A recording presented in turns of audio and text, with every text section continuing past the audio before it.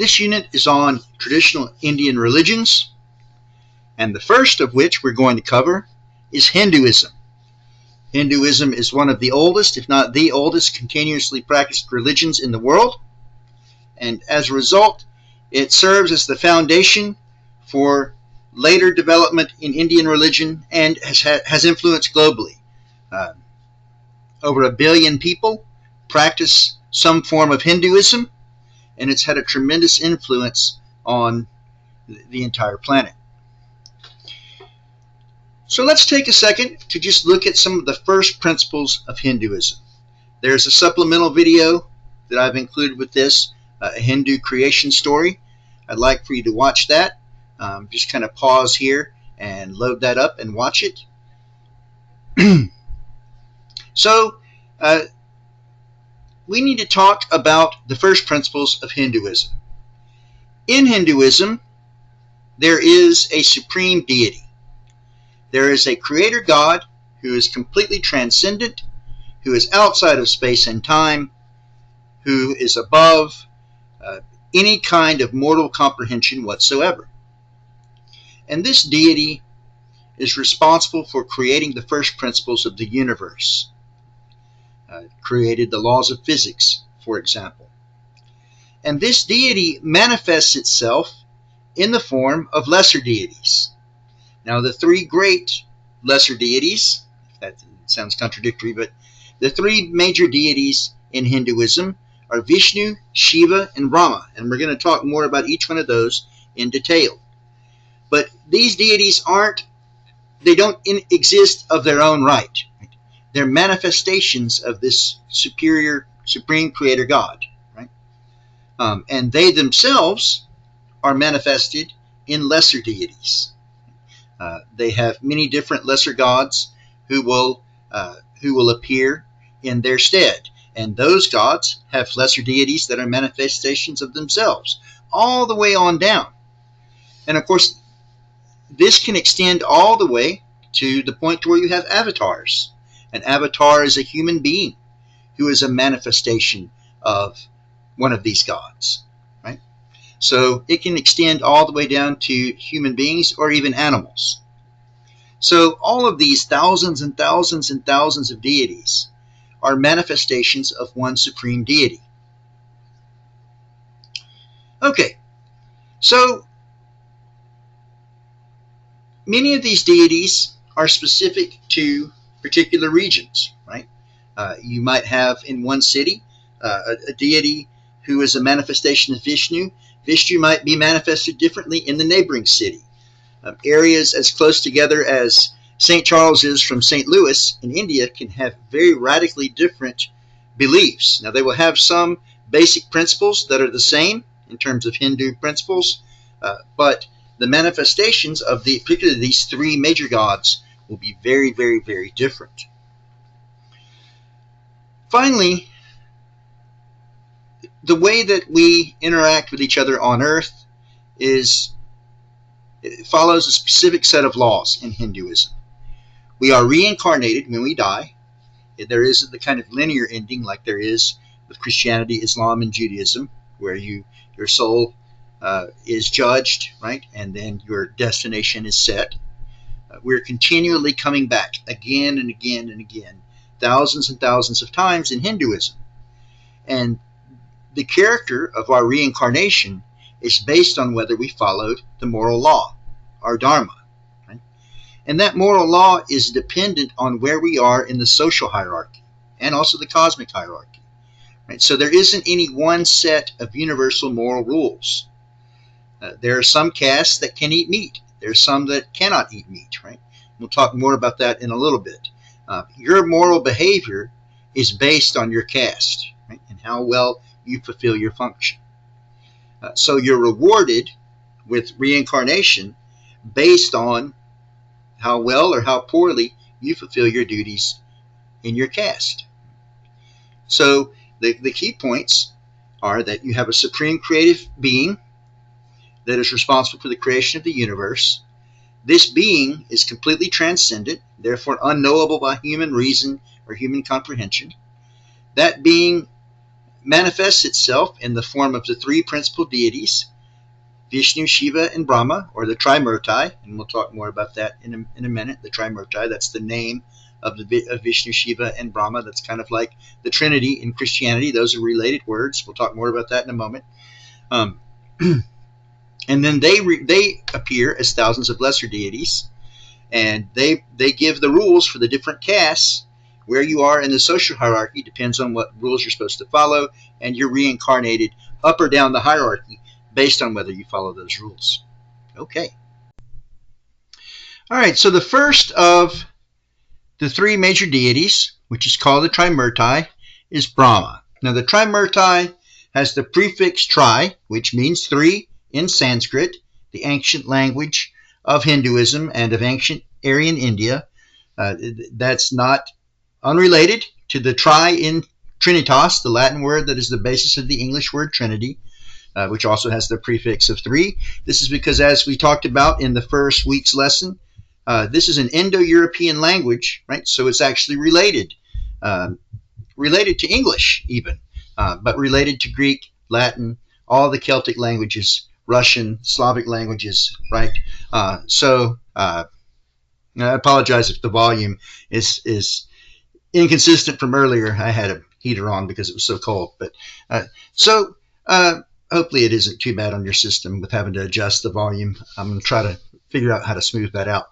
Okay, so the Trimurti are the three major manifestations of this supreme deity. And the first of these is Brahma. Now, Brahma is, it says the preserver. That's actually incorrect. It's the creator. Brahma is the creator, the originator of all planets, of all stars, of human beings. He is the father of many of the other gods and goddesses, which are spiritual manifestations of himself and the other two members of the Trimurti. You can see Brahma riding on a peahen here. That is how he is generally portrayed, right? And he has four different faces so that he can see in all four of the cardinal directions, and he has four arms, okay? All right. Okay, great. So, all right, let's move on to the next two of the Trimurti. So the second deity of the Trimurti is Vishnu, who is the preserver. It says creator up there, but that was for the previous one, Brahma. I switched them up when I was making this, and unfortunately it's too late for me to fix it right now. But this is the preserver, Vishnu, V-I-S-H-N-U, right? Brahma is the creator. So Vishnu, as the preserver, maintains organisms, maintains systems like the water cycle, right? Maintains the stars in the sky. And Vishnu is often portrayed as blue, right? And you'll see in some of the images that we have that Vishnu is blue. That Vishnu often appears as a manifestation in the form of the avatar Krishna, right? The god Krishna is Vishnu, right? Krishna appears as kind of a form of Vishnu who deeply loves human beings, who wants to save human beings, lead them to their moral perfection, and look out for their welfare. Okay. The third member of the Trimurti is Shiva. Shiva is the destroyer. Shiva brings about an end to every cycle of existence, right? So you have Brahma, who creates, Vishnu, who preserves, and then at the appointed time, Shiva destroys. And this destruction has to occur so that you can have a new era, right? So time is divided into eras, and Shiva's destruction helps bring forth the opportunity for regrowth, right? For rebirth. Right? So these are the three manifestations of the Supreme God in the form of the Trimurti, right? And of course, these are very powerful beings, but they're not truly sovereign. The Supreme God is truly sovereign, right? So the Supreme God knows when Shiva has to bring an end to the universe, right? And when Brahma has to create a new universe, which happens over and over and over and over, right? Okay, Great. And just like with Vishnu and Brahma, Shiva can appear in many different forms, like the goddess Kali, who is very, very, very frightening in appearance, right? Because she's a manifestation of the god of destruction and death. Okay. When it comes to the method for revering these deities and for following their ethical dictates, how you do so depends on your caste. Your caste is your place in the social hierarchy, right?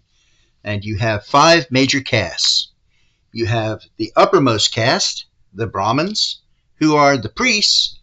These are the dominant clergy in Hinduism, and they are the closest genetically and culturally to the original Aryan conquerors. The top 2 castes are very, very close to the Yamnaya, the Indo-Aryan conquerors who took over most of northern India. And these priests maintain Hindu traditions, the oral traditions that are memorized, as well as the different texts.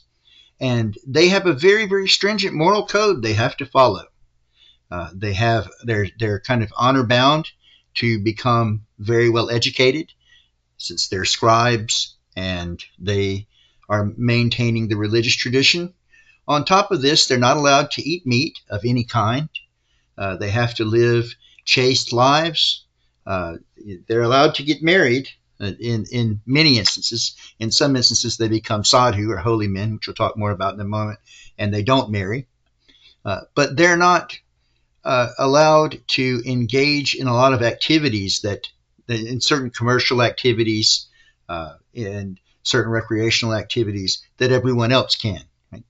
At the same time, they sit atop the social hierarchy, and they have traditionally, up until the formation of modern India, and some would argue even still today, they have greater access to resources, to political liberties, and to self-expression relative to the lower castes. The second major, and of course, each of these 5 groups, these are general groups, right? There are hundreds of derived castes within these different castes, right? And they're all ranked. They're all part of a hierarchy. The second major grouping of castes are the Kshatriyas, and these are the warriors. Right? This is the warrior caste. And like the Brahmins, they descend from the Indo-European conquerors of the northern 2/3 of India. The Kshatriyas were first and foremost warriors. They would become the princes, later the Rajas, who ruled different regions of Hindu-dominated India. And they live differently. They have a different dharma than the Brahmins, right? And a dharma is just your moral duty, right? The moral duty that is ascribed to you by these gods.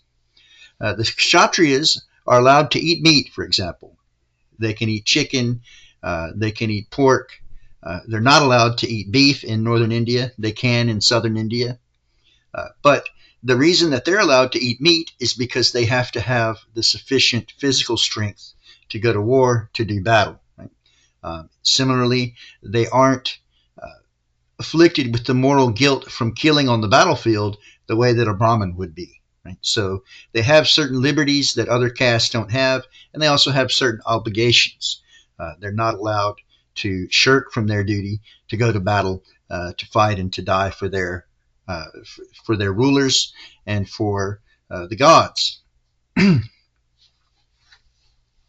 Below the Kshatriyas were the Vaishyas. This is the middle class. These are the merchants, the people who run businesses, right? Who are artisans, shopkeepers. For example, if you've heard of the last name Patel, right? Patel is a Vaishya surname, right? Most of the Patels are formed of some part of the Vaishya overgroup of castes, right?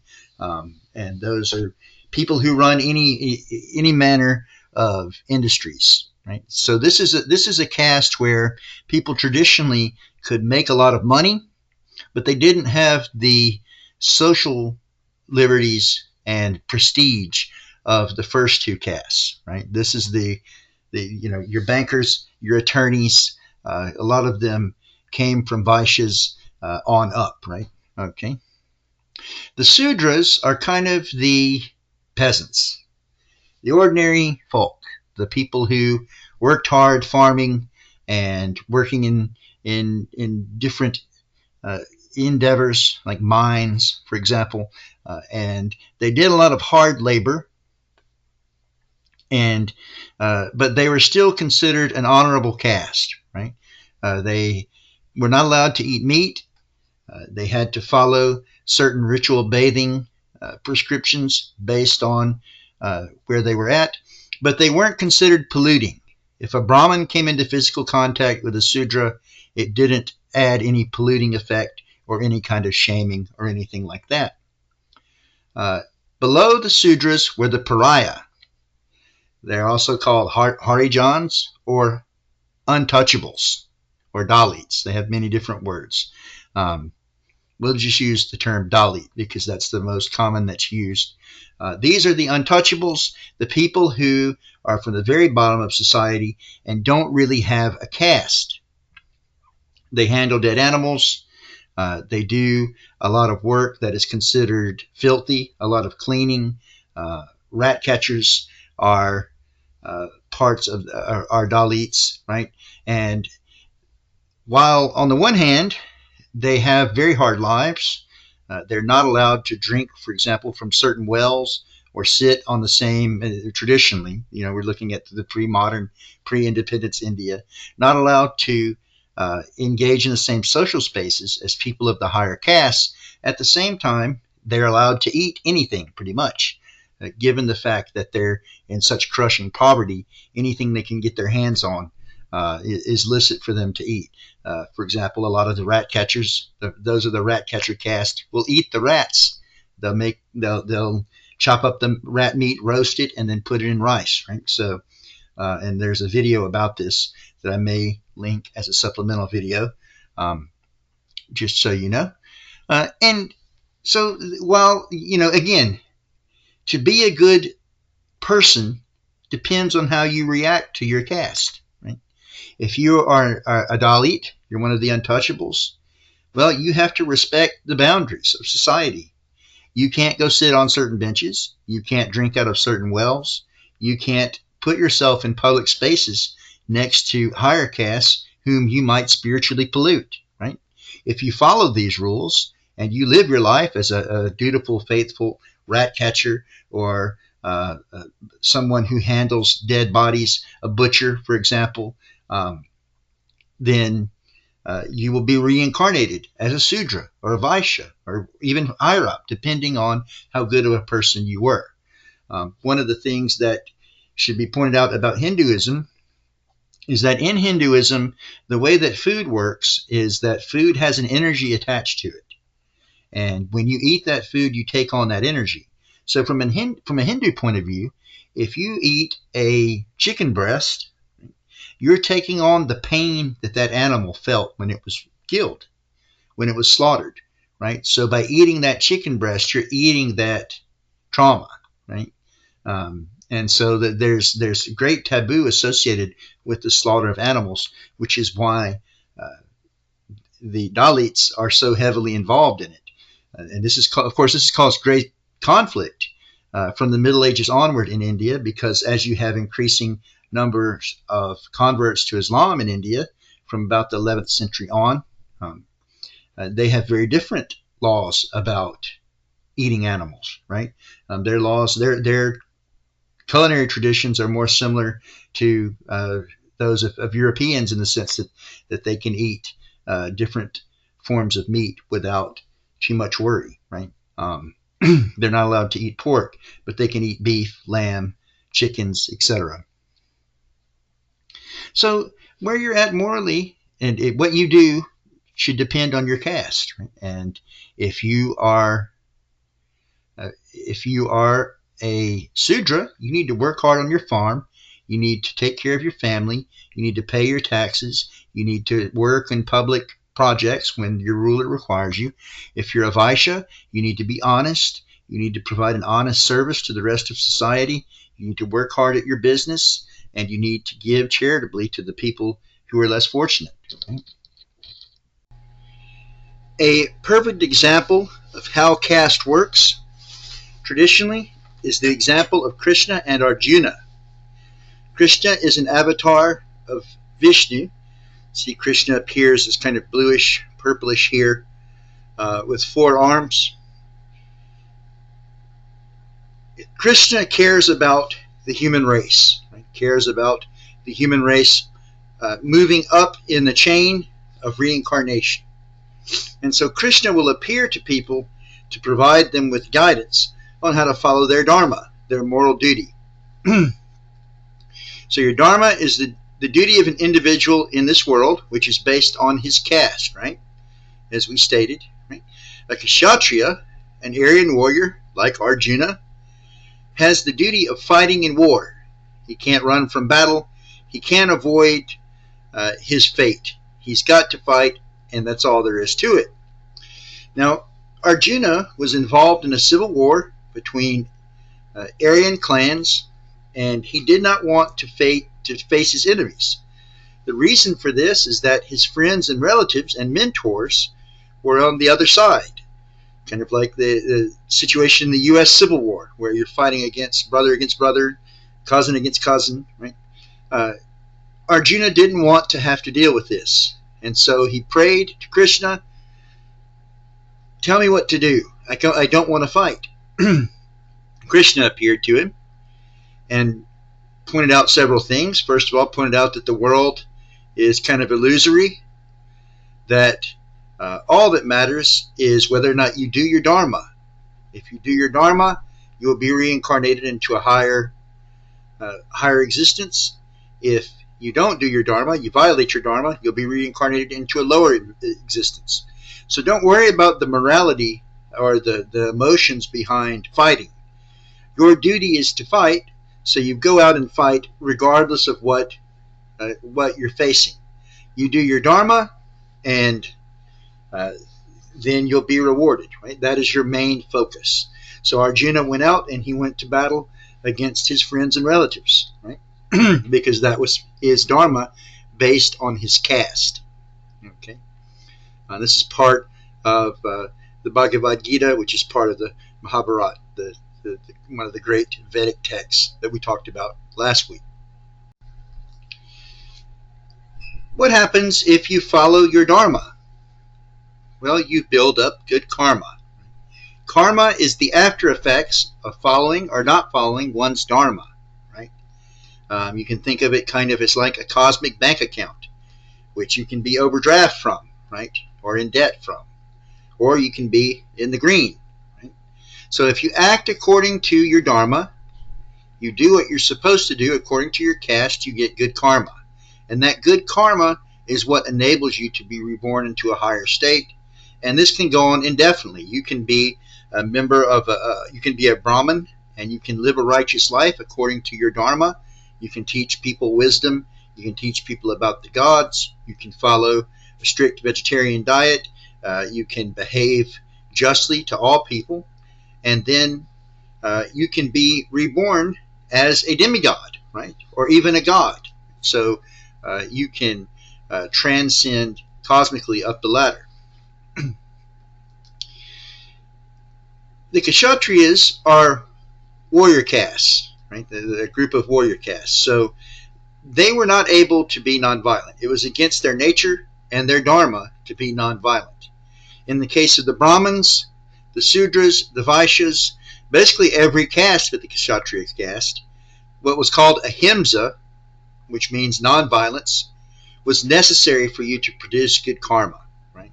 So when we get to the 20th century and we talk about India's independence movement, in which Mohandas Gandhi led a large number of Hindus in protest against British occupation, his strategy was based on ahimsa, based on nonviolent resistance. And he was the first to put this kind of nonviolent resistance into practice.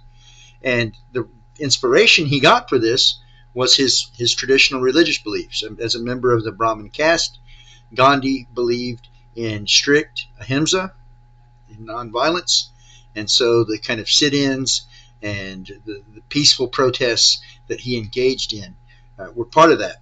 And of course, this Gandhi strategy would be adopted um,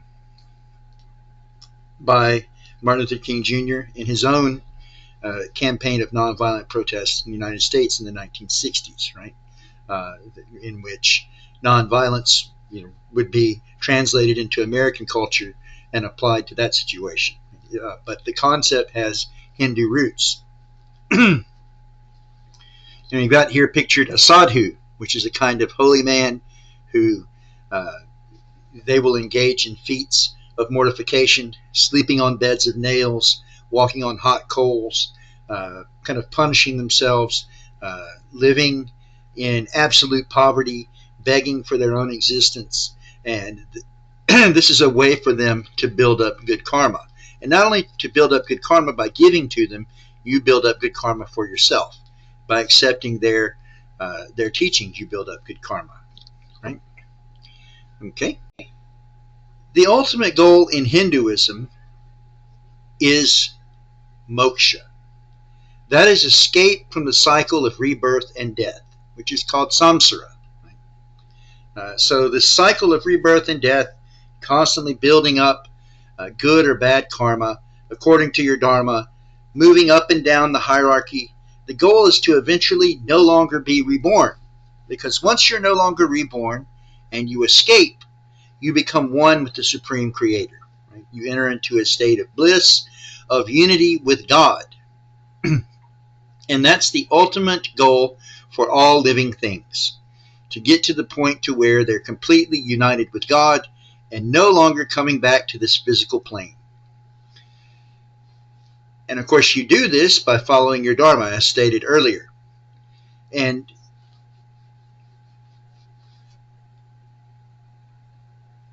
there are attempts by different gurus throughout the centuries to try to